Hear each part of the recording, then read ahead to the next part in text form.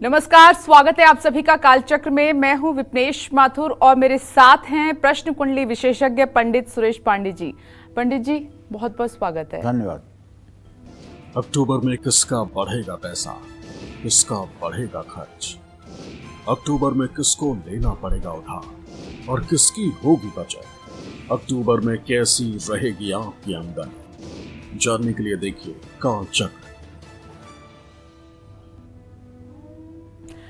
आज का कालचक्र बेहद ही खास है क्योंकि आज के कार्यक्रम की चर्चा का विषय सीधे आपकी जेब से जुड़ा है। हम जानते हैं जब आपकी जेब की बात होती है, आपकी इनकम की बात होती है, तो फिर आपके लिए विषय और ज्यादा महत्वपूर्ण हो जाता है। इसीलिए हम चाहेंगे कि आज का कार्यक्रम बहुत ध्यान से आप देखें और पंडित जी को ध्यान से सुने। आज कालचक्र में बात होगी अक्टूबर महीने की आपकी इनकम से जुड़ी भविष्यवाणी की। अक्टूबर में किसका बढ़ेगा बैंक बैलेंस, किसका होगा ज्यादा खर्च, अक्टूबर में कौन कर पाएगा ज्यादा सेविंग्स और किसको लेना पड़ सकता है उधार, अक्टूबर में राशि अनुसार क्या कहता है आपकी इनकम का ग्राफ, यही बताएंगे पंडित जी कालचक्र में आज आपको। तो ध्यान से देखिए आज का कालचक्र। साथ ही हमेशा कहते हैं हम, आपके मन में कोई भी सवाल आता है तो आप हमें फोन कर सकते हैं। हमारा नंबर नोट कर लीजिए, नंबर है 012066522411। अपनी चर्चा की शुरुआत करें उससे पहले जान लेते हैं कि आज का शुभ मुहूर्त क्या है।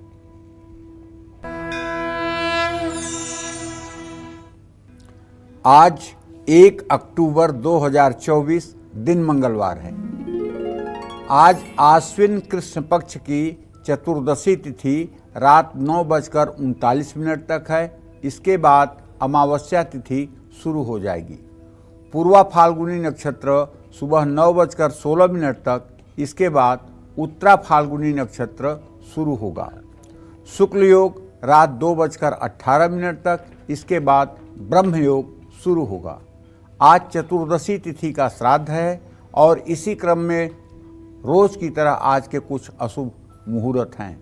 जैसे मंगलवार है तो राहु काल रहेगा शाम 3 बजे से 4:30 बजे तक और यमगंड काल रहेगा सुबह 9:12 से सुबह 10:41 तक और गुलिक काल रहेगा दोपहर 12:10 से दोपहर 1:39 तक।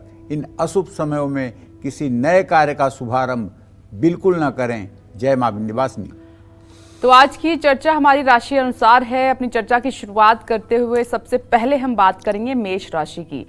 क्या अक्टूबर के महीने में मेष राशि वालों का बैंक बैलेंस बढ़ेगा? क्या इनका बजट संभलेगा या फिर इनकी सेविंग्स में कुछ कमी आएगी? क्या कहता है अक्टूबर में आपकी इनकम का ग्राफ, आइए जानते हैं।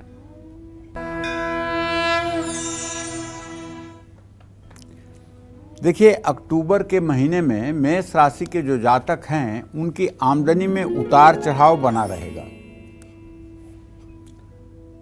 बकरी शनि आपके एकादश भाव में 11वें स्थान में बैठकर आपको थोड़ी सी राहत देंगे। आमदनी के स्रोत जैसे थे वैसे ही बने रहेंगे। दैनिक आमदनी भी अच्छी रहेगी।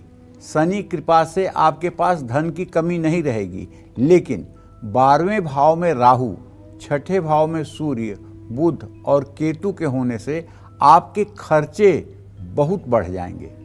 व्यर्थ के कार्यों और चीज़ों में आपके धन की बर्बादी हो सकती है। घर के किसी सदस्य की सेहत पर भी धन खर्च करना पड़ सकता है। 9 अक्टूबर से बकरी बृहस्पति आपको थोड़ा लाभ देंगे। इस महीने आपका तनाव खर्चों के कारण ही बढ़ सकता है, लेकिन शनि देव के कारण आमदनी में कमी ना आने से और आय और व्यय का संतुलन बना रहेगा।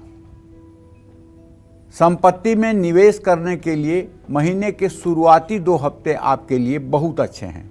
महीने के अंत में संपत्ति खरीदने और बेचने से बचें। चल अचल संपत्ति से जुड़ा निवेश महीने के अंत में ना करें। कारोबार में निवेश करने से आपको लाभ मिल सकता है। पैसा कमाने में जल्दबाजी ना करें वरना बुरे फंस सकते हैं। शेयर बाजार में भी आपको सावधान रहना चाहिए। और इस पूरे महीने आपको, यदि आपकी मेष राशि है तो आपको नित्य प्रातः सूर्य को अर्घ्य देना चाहिए और हनुमान चालीसा का पाठ करना चाहिए। इससे आपके बिगड़े काम भी बनेंगे। जय मां विंध्यवासिनी।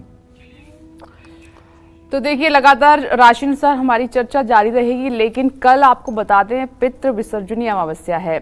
ऐसे में पिंडदान से जुड़ा एक सवाल भी आपके मन में होगा, हमारे भी मन में है। पंडित जी से वो जान लेते हैं। पिंडदान करने के बाद श्राद्ध ही नहीं करते हैं कुछ लोग, क्या ये सही है पंडित जी? नहीं करना चाहिए, पिंडदान श्राद्ध करना चाहिए, क्योंकि मनुष्य के अनंत कोटि जन्म हो गए हैं, केवल ये पहला जन्म नहीं है। और जब आप गया श्राद्ध करते हो या आप पिंडदान तर्पण करते हो तो इस जन्म के अपने से सगे संबंधियों का आपके मन मस्तिष्क में स्मरण होता है कि उनके कल्याणार्थ मैं कर रहा हूँ। और भगवान से भी आप यही कामना करते हैं कि इस जन्म के हमारे जो सगे संबंधी हैं और जो मृत हो चुके हैं, जो प्रेत योनि में, पितर योनि में हैं, उनकी मुक्ति के लिए प्रभु आप कुछ करिए।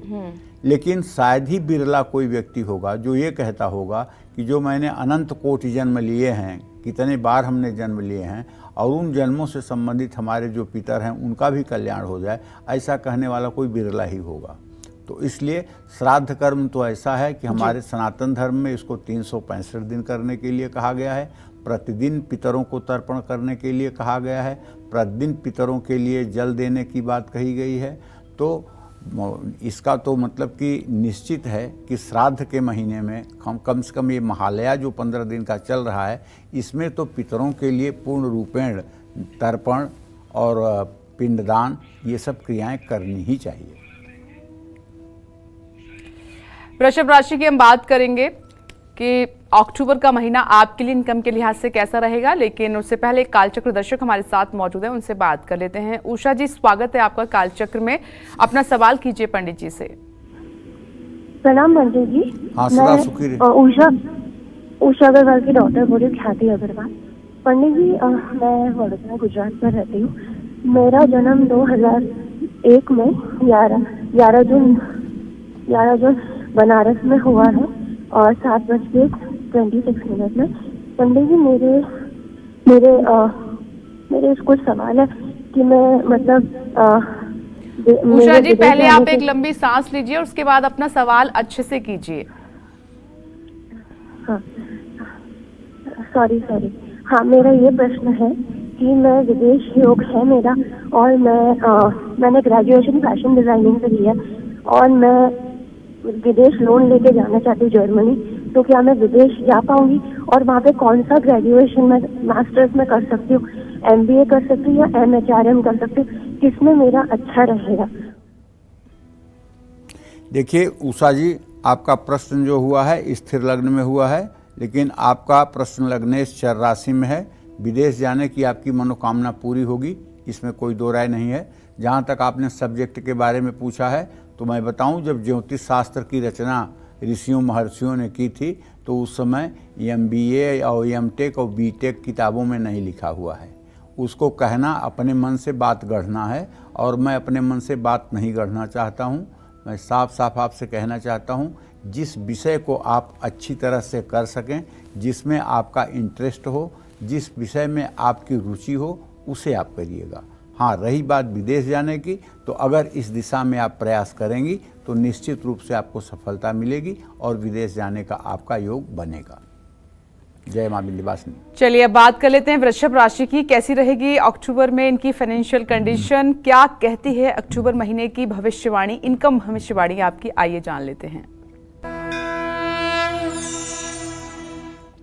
वृषभ राशि के जातकों को बताना चाहूँगा कि अक्टूबर महीने की शुरुआत होते ही आपको धन लाभ होगा।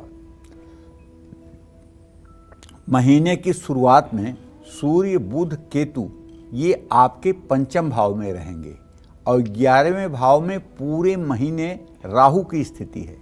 ये सभी ग्रह मिलकर आपकी आमदनी बढ़ाएंगे और लाभ भी दिलाएंगे। मंगल के कारण आपके कारोबार में बहुत लाभ होने से बैंक बैलेंस बढ़ेगा। पहले भाव में बृहस्पति के होने से आप आर्थिक मामलों में सही डिसीजन लेंगे। 10वें भाव में वक्री शनि आपके खर्चों में कमी लाएंगे। शेयर बाजार में निवेश से भी आपको लाभ मिल सकता है। कुल मिलाकर महीने की शुरुआत और मध्य बहुत अच्छा रहने वाला है। 10 अक्टूबर से बुध छठे भाव में जाएंगे। सूर्य भी 17 अक्टूबर से छठे भाव में गोचर करेंगे। मंगल 20 अक्टूबर से आपके तीसरे भाव में आ जाएंगे। इन तीनों ग्रहों के परिवर्तन के कारण महीने के आखिरी 2 हफ्तों में आपके खर्चे बढ़ेंगे और आमदनी में थोड़ी सी कमी आ सकती है। जो व्यक्ति सही मनी मैनेजमेंट करेगा उसको ही लाभ मिलेगा। कुल मिलाकर समझदारी दिखाएं, पैसों की कमी इस महीने नहीं है। महीने के मध्य में निवेश करने की सोच रहे हैं तो सावधानी पूर्वक निवेश करें। पैसों के मामले में आपको धोखा मिल सकता है। आपको चाहिए कि पूरे अक्टूबर महीने में आप भगवती दुर्गा की आराधना करें और हो सके तो नित्य दुर्गा चालीसा का पाठ करें। जय मां विंध्यवासिनी। चलिए अब बात कर लेते हैं मिथुन राशि वालों की कैसी रहेगी अक्टूबर में। मिथुन राशि वालों की फाइनेंशियल कंडीशन, कब इन्हें पैसों का नुकसान उठाना पड़ सकता है, कब इनको पैसों के मामले में ध्यान देना है और कब इनको पैसों से जुड़ी खुशखबरी मिल सकती है, क्या कहता है अक्टूबर महीने का इनकम ग्राफ आपका, जानते हैं।